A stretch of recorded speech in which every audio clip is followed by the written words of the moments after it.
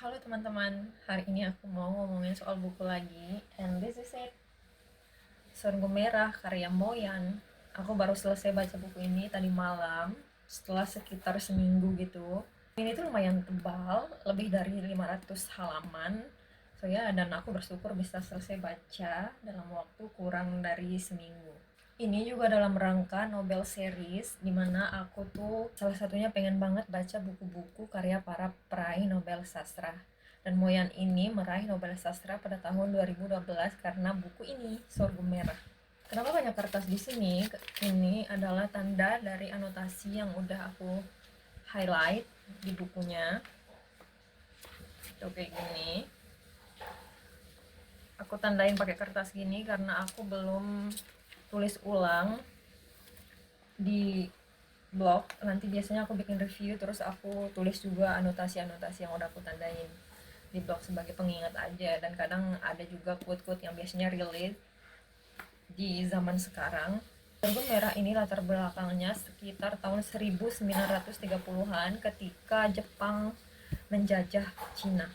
Ketika itu suasana atau kondisi politik China itu cukup chaos ya, karena selain ada kolonialisme Jepang juga terjadi perang sipil antar sesama warga negara China. Sorghum Merah ini menceritakan tentang sekelompok gerilyawan yang dipimpin oleh Komandan Yu Zanao yang memimpin perlawanan terhadap penjajah Jepang dan juga melawan para tentara boneka yang bersekongkol dengan Jepang.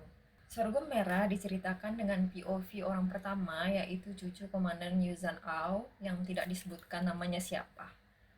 Dengan alur yang lompat-lompat, kadang ke masa depan, kadang mundur ke belakang, si tokoh orang pertama ini mengisahkan bagaimana kakeknya dari seorang buruh kasar, dari seorang yang luntang-lantung tanpa tujuan atau arah hidup yang jelas, kemudian menjadi seorang pejuang yang tangguh yang memimpin perlawanan terhadap penjajah. Yu Zan'ao menggerakkan perlawanan dari bawah, mengatur strategi penyerangan, dan juga mengumpulkan senjata. Sebagaimana kita ketahui bahwa kolonialisme atau penjajahan itu tak pernah luput dari kekerasan dan kekejaman. Di buku ini pun bertebaran scene-scene yang dipenuhi dengan kekerasan baik fisik maupun verbal, terus penuh dengan bloodbath, terus rape, ya, dan banyak juga bagian-bagian yang bikin ngilu dan bikin nggak nyaman. Orang pertama dalam buku ini juga mengisahkan bagaimana kakeknya, Komandan Yu, bertemu dan kemudian menjadi suami dari neneknya yang bernama Dai Fen Liang.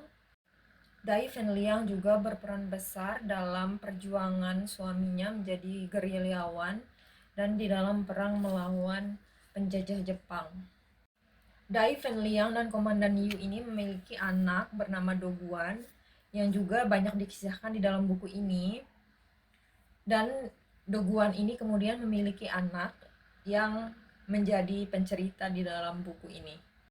Dan buku ini tuh semacam kisah lintas generasi dari kakek, ayah, sampai cucu yang semuanya saling terhubung walaupun hidup di zaman yang berbeda.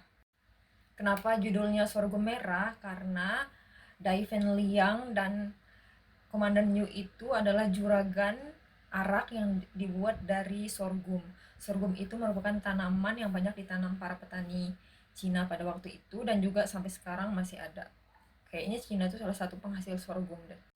Karena buku ini aku tuh jadi pengen beli sorghum, tau gak sih? Sorghum sebagai pengganti karbohidrat. Banyak kok dijual di e-commerce aku lihat. Menurut aku buku ini juga mengajarkan kita untuk menjaga integritas dan nilai moral yang kita yakini agar tidak mudah tergoda oleh kekuasaan. Ya, seperti kita ketahui sekarang banyak orang melupakan nilai moral atau value yang dia yakini. Yang penting dia tuh dapat kekuasaan atau bisa berkuasa. I think that's it, the lesson I got from this book. So yeah, I love this book so much. Ini salah satu best read aku walaupun tebel banget, dan karena aku tuh suka kalau baca tuh ini udah halaman berapa ya, pengen cepet-cepet selesai tapi bagus. I love it. Ada salah satu quote yang aku suka di buku ini, yang bunyinya adalah, kekuatan moral lah yang mampu menahan monster tetap terkungkung dalam tubuh kita yang lemah.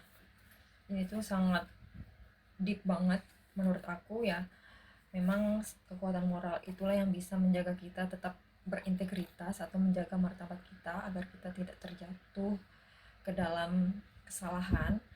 Seperti misalnya relate dengan penguasa hari ini, di mana mereka yang berkuasa semestinya harus punya value atau moral yang menjadi pelindung mereka agar mereka tetap menjaga integritas dan martabat mereka, agar kebijakan-kebijakan yang dihasilkan itu tidak merugikan rakyat atau masyarakat.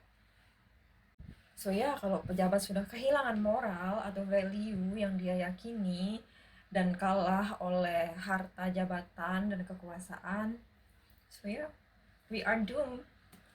So segitu dulu bahas buku kali ini, dan jangan lupa baca buku teman-teman. I'll see you guys in my next review. Bye.